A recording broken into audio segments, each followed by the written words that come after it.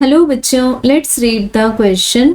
The position of centre of mass depends upon the blank of the body and the distribution of मास।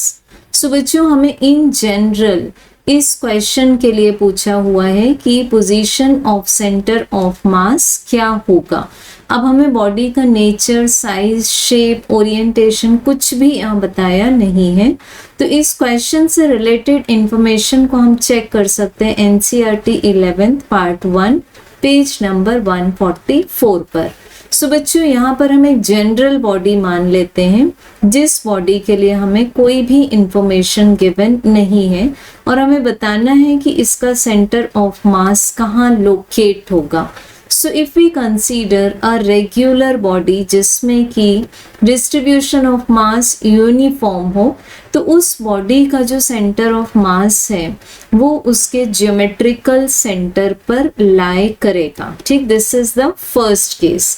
अब बच्चों हम ले लेते हैं सेकेंड केस कि हमें बॉडी का शेप एक्सेट्रा गिवन नहीं है, that is an irregular body, और ना ही हम उस बॉडी के शेप को डिफाइन कर सकते हैं। So that is non definitional. Body की शेप को हम डिफाइन नहीं कर पा रहे, यहाँ पर रैंडम बॉडी है, इरेग्युलर बॉडी है।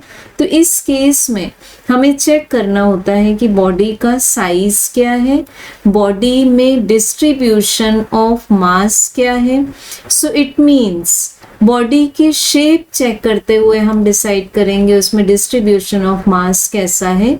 सो यहाँ पर सेंटर ऑफ मास और भी डिपेंड करेगा शेप पर।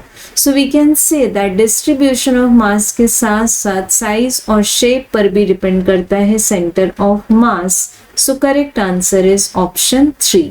Thank you.